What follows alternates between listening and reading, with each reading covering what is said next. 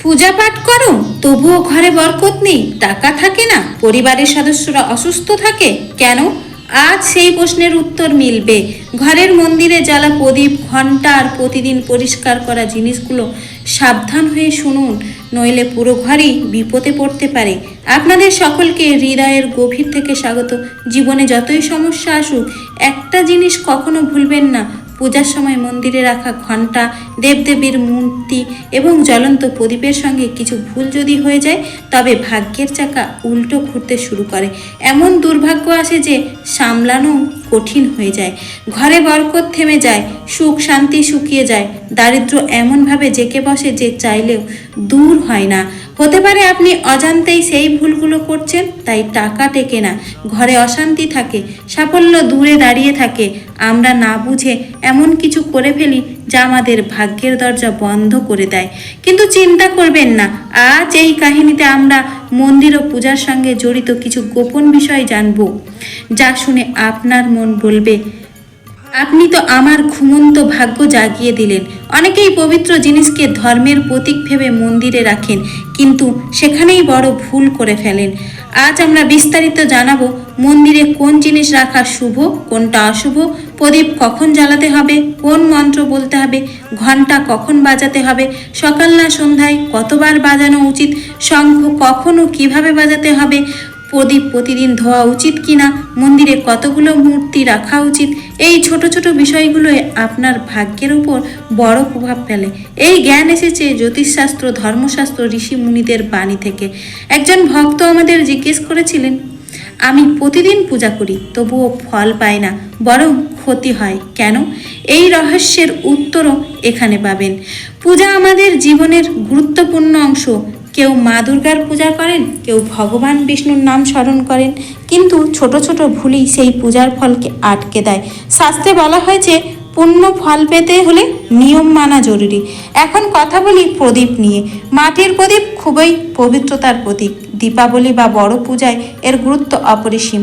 তবে মন্দিরে একবার ব্যবহার করা মাটির প্রদীপ দ্বিতীয়বার ব্যবহার করা উচিত নয়।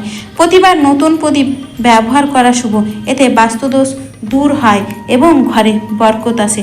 এবার ধাতুর প্রদীপ। পিতল বা তামার প্রদীপ শুধু সুন্দর নয়, ধর্মীয় দিক থেকেও গুরুত্বপূর্ণ। এগুলো প্রতিদিন পরিষ্কার করা উচিত, বিশেষ করে গঙ্গা জল দিয়ে। এতে পবিত্রতা বজায় থাকে এবং ঘরে ইতিবাচক শক্তি বাড়ে। এবার আসি ঘণ্টার কথায়। পিতলের ঘণ্টার শব্দ নেতিবাচক শক্তি দূর করে, কিন্তু এটি কখনো দক্ষিণ দিকে রাখা উচিত নয়। মন্দিরের পাশে বা প্রবেশদ্বারে রাখাই শ্রেয়। সবচেয়ে শুভ ঘণ্টি হলো গরুর খোদাই করা ঘণ্টা। ভোগ দেওয়ার সময় ঘণ্টা 5 বার বাজানো উচিত, পূজার সময় 3 বার বাজানো যথেষ্ট। ঘণ্টা সবসময় ডান হাতে বাজাতে হবে এবং মুখ মন্দিরের দিকে রাখতে হবে। সকালবেলায় পূজার ঘণ্টা বাজানো শুভ, কিন্তু সন্ধ্যাবেলায় বাজানো থেকে বিরত থাকা ভালো, এমনটাই শাস্ত্রে বলা হয়েছে। মন্দিরে ঢোকার সময় একবার ঘণ্টা বাজানো মানে আপনি ভগবানের স্মরণে এসেছেন, দুবার বাজানো মানে আপনি নিজের মনের কথা ভগবানের সামনে প্রকাশ করেছেন। এখন কিছু গুরুত্বপূর্ণ নিয়ম। পূজা করার সময় সবসময় পূর্ব দিকে মুখ করে বসা উচিত। এই ছোট ছোট নিয়মগুলো মানলে আপনার পূজা অনেক বেশি ফলদায়ক হবে এবং জীবনে সুখ সমৃদ্ধি ফিরে আসবে। এই দিকটিকে সবচেয়ে শুভ মনে করা হয়, কারণ এখান থেকেই সূর্যের প্রথম রশ্মি আসে, যা ইতিবাচক শক্তিকে ভরপুর। পশ্চিমমুখী হয়ে পূজা করাও ভালো, কিন্তু পূর্ব দিকের উপকারিতা অনেক বেশি। বাড়ির সিঁড়ির পাশে পূজাঘর তৈরি করা অশুভ বলে মনে করা হয়, কারণ সেখানে নেতিবাচক শক্তির প্রভাব বেশি থাকে। ভগবানের আসন সবসময় আপনার আসনের থেকে উঁচু হওয়া উচিত, কমপক্ষে 10 ইঞ্চি। ভগবানের মূর্তি সরাসরি মাটিতে রাখা অশুভ। উঁচু আসনে পূজাস্থলে ইতিবাচক ও শক্তিশালী পরিবেশ বজায় রাখে। পূজা করার সময় সবসময় চট বা আসনে বসে পূজা করুন। এটি শুধু আরামদায়ক নয়, মনোযোগ ও ভক্তিকে স্থির রাখে। খেয়াল রাখবেন আপনার আসন যেন ভগবানের আসনের থেকে উঁচু না হয়, এতে ভগবানের প্রতি শ্রদ্ধা ও নম্রতা বজায় থাকে।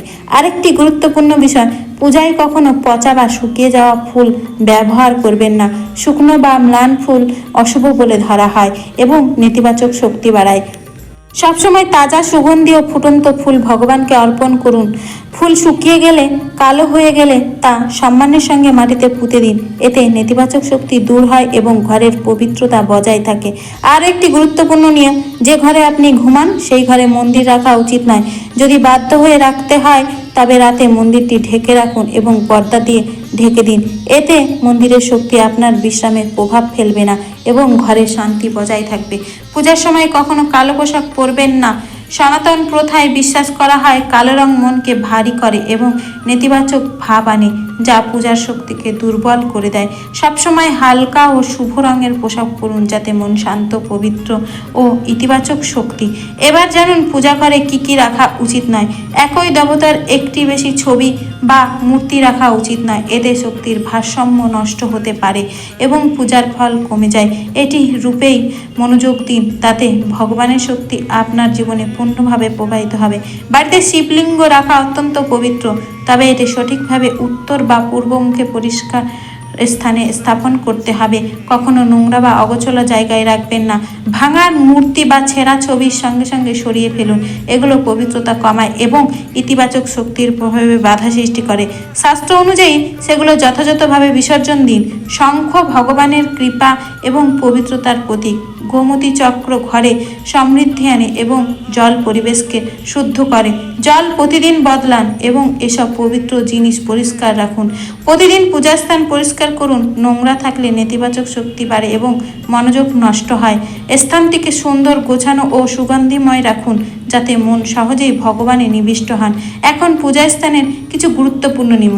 পূজার স্থান সবসময় বাড়ি শান্ত ও পবিত্র কোণে হওয়া উচিত। উত্তর পূর্ব দিক হলে সবচেয়ে ভালো, কারণ এই দিক ইতিবাচক শক্তি বাড়ায় এবং পূজাকে আরও ফলপ্রসূ করে। খেয়াল রাখবেন পূজার স্থান যেন শোবার ঘর বা রান্নাঘরের কাছে না হয়। এই জায়গাগুলোতে দৈনন্দিন কাজকর্ম বেশি হয়, যেখানে নেতিবাচক শক্তিও তৈরি হয়। মন্দিরের চারপাশ সবসময় পরিষ্কার ও গোছানো রাখুন যাতে আপনার মন পূজায় একাগ্র থাকে। এবার প্রদীপ সম্পর্কে। প্রদীপ জ্বালানো শুধু একটি রীতি নয়, এটি ভগবানের আশীর্বাদ ও কৃপার আলো। আপনার ঘর জীবনে আলো ছড়ায়। প্রদীপ সবসময় ভগবানের মূর্তির সামনে রাখুন যাতে তার আলো সরাসরি ভগবানের দিকে পৌঁছায়। এখন পূজাস্থলকে পবিত্র করে তোলে। আশা করি আজকের এই তথ্য আপনার জীবনের ইতিবাচক পরিবর্তন আনবে। আপনার বাড়িকে একটি মন্দির করে পবিত্র রাখুন। দেখবেন চারিদিক থেকে সুখ, সমৃদ্ধ ও সাফল্য আপনার জীবনে আসবে। আপনার সকল ইচ্ছা পূর্ণ হোক এবং আপনার ঘরে সর্বদা ইতিবাচক শক্তির বাস থাকুক। সর্বোপরি শেষে বলি, সুস্থ থাকবেন, ভালো থাকবেন। রাধে রাধে।